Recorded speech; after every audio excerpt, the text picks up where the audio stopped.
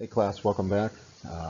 In our last video notes review, we talked about colonial America, and we ended talking about the southern colonies and their ability to really maximize the soil type they had and grow two particular types of crops, tobacco and rice.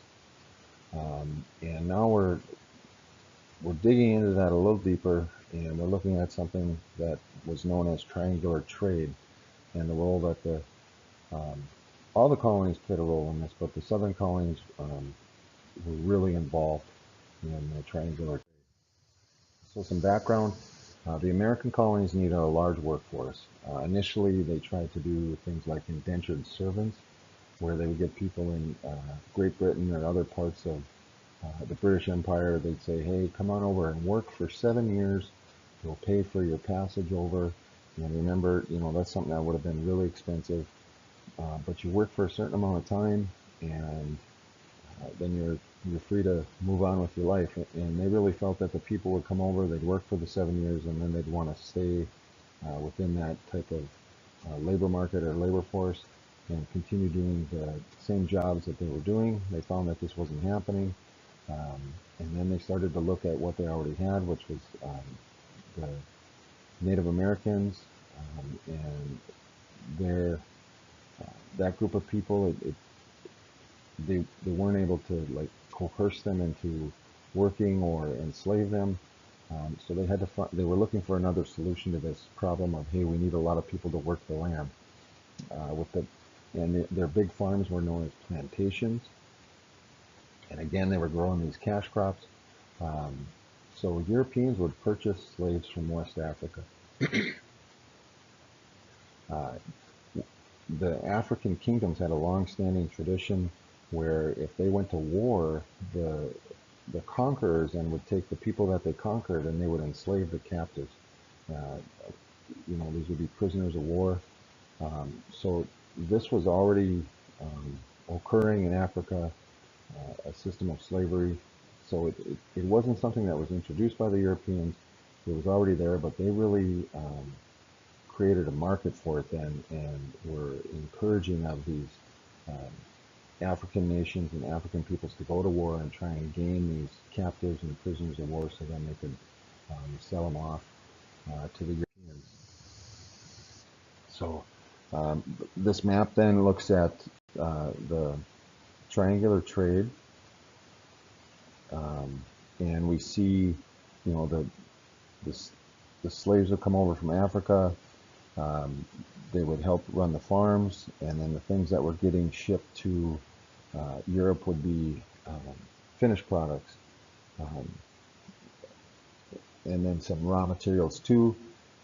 And then they would come over to, um, sorry, not finished products. It'd be more raw material types of things and food. They'd come over to Great Britain and they would make stuff out of the raw materials, and then they would, a lot of times they would ship like guns and ammunition into Africa to trade for the captive slaves. The Middle Passage consisted of the trip across the Atlantic from Africa to the Caribbean islands and then on to North America. The captive slaves faced horrific conditions. They would be packed onto these vessels, way over capacity. They'd hold them down in it was called the hold, the cargo hold. They'd keep them down there on chains. You'd have large numbers of them all chained together. You'd have one bathroom, very little food. They wouldn't get to come out on the deck of the ship very often. The ship captains were fearful of revolts, which did happen a few times. A well-known revolt occurred on the Amistad, um, and so they didn't want that to happen. Um, Many of them would perish on the voyage, and then those that survived then were sold off in slave markets. The life of the slave, most slaves did field work, or they would work around the houses on the plantations. It was long, arduous hours. They would definitely be overworked. Many colonies had things like slave codes where they were expected to treat them a certain way, which wasn't very nice. Rules for behavior, and then a system of punishments if the slaves broke the rules or tried to run away. And conditions on the plantations weren't, they'd have these little cabins that they would live in. The families would be separated, the children would be separated from the parents. But the slaves were enduring in what they did. They developed a culture that drew upon their African heritage. So there'd be a mixing of English language and their own languages. They'd bring over their customs and their different religions. Some of that would get mixed with the culture that was already here with the Europeans. Some would stay separate. But they definitely, even with the terrible conditions, they were enduring about it, and they lasted through it. Critics of slavery, not all colonists agreed with slavery. We know that.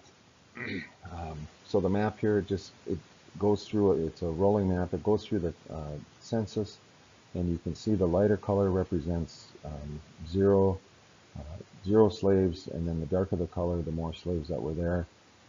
We can see along here, there's a lot of red, and then as the United States expands, you can see that slavery moves westward.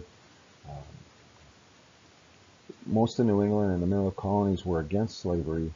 By the early mid 1800s, everybody else around the world had banned slavery. Great Britain didn't support slavery.